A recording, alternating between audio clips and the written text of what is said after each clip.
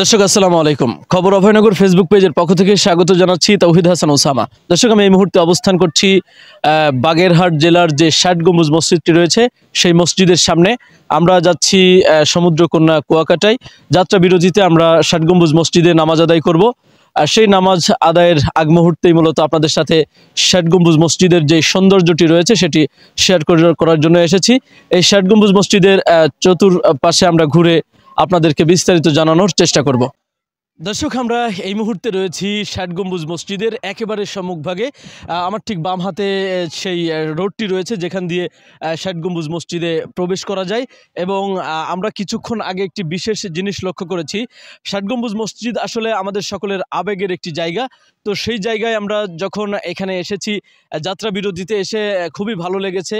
আবহাওয়াটা খুবই চমৎকার। পাশাপাশি আপনারা ক্যামেরার চোখে আমি যদি আপনাদেরকে একটু দেখাই, এই যে বাম হাতে যে জায়গাটি দেখতে পাচ্ছেন, এই জায়গাটিতে খান জাহান আলী রহমাতুল্লাহ আলাইহের যে সমস্ত ভক্তবৃন্দ ছিল, বিশেষ করে যাদের নাম পরিচয় পাওয়া যায়নি, তাদেরকে কবর দেওয়া রয়েছে ঠিক এই জায়গাটিতে।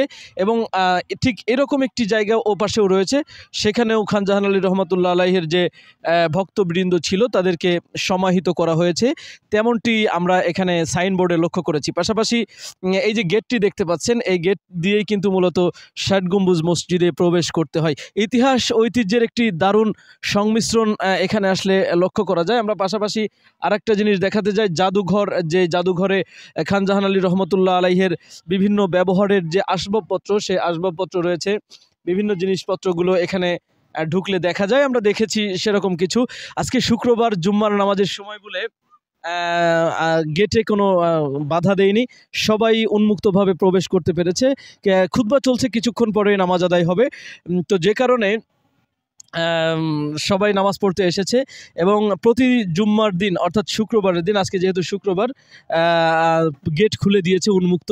আমরা সেই উন্মুক্ত গেট দিয়েই প্রবেশ করেছি এবং এসে খুবই ভালো লাগছে।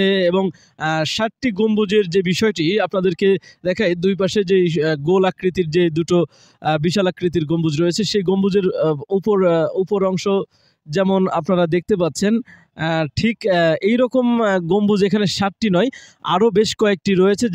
যেটি চতুর্ভুজ আকারের গম্বুজ, সেটি আপনারা ক্যামেরার চোখে দেখতে পাচ্ছেন। তো দেখেন, অনেক দর্শনার্থী কিন্তু নামাজ পড়তে এসেছে আজকের এই শুক্রবারের দিন, জুম্মার নামাজ পড়তে এসেছে। একটি বড় শিরীষ গাছ রয়েছে ৬০ গম্বুজ মসজিদের ঠিক ডান পাশে। সেই শিরীষ গাছটির তলায় ছায়ায় কিন্তু বিভিন্ন নারী পুরুষ বসে অপেক্ষা করছে, মানে কি বলা যায় যে বিশ্রাম নিচ্ছে, এরকমটাই আমরা দেখতে পাচ্ছি। অনেকে ছবি তুলছে, তাদের মনের ভাব প্রকাশ পাচ্ছে আসলে তাদের আচার আচরণে, বাচন ভঙ্গিতে। আমরা সেই বিষয়টি আপনাদেরকে একটু ঘুরে ঘুরে দেখানোর চেষ্টা করছি। এর আগে আমরা মসজিদের পশ্চিম প্রান্তে ছিলাম, সেখানেও বেশ ছবি তোলার মতো বেশ সুন্দর সুন্দর জায়গা সেখানে আমরা লক্ষ্য করেছি। দর্শক, আমরা আর কথা বাড়াচ্ছি না। বাগেরহাট ৬০ গম্বুজ মসজিদের যেই অপরূপ সৌন্দর্য, সেই অপরূপ সৌন্দর্যটি আপনাদেরকে দেখানোর চেষ্টা করলাম। আমরা এখান থেকে সরাসরি যাব কুয়াকাটা, সমুদ্রকন্যা কুয়াকাটায়। সেখানে গিয়েও আপনাদেরকে সেখানকার ঐতিহ্যবাহী যে জিনিসগুলো আছে সেটি দেখানোর চেষ্টা করব। আপাতত বিদায় নিচ্ছি, আল্লাহ হাফেজ। আপনি কি বিল্ডিং ডিজাইনের জন্য নকশা পিলার, জানালা পিলার, ব্যালকনি পিলার ও ছাদের কার্নিশ খুঁজছেন? তাহলে এখনই চলে আসুন শেখ কনস্ট্রাকশন অ্যান্ড স্যানিটারিতে। এখানে ছাদ ও সিঁড়ির নলচা, ফুলের টব সহ বিল্ডিং ডিজাইনের যাবতীয় পণ্য বিক্রয় করা হয়। বইকারা, মালাকির চাতাল সংলগ্ন নওয়াপাড়া, অভয়নগর, যশোর।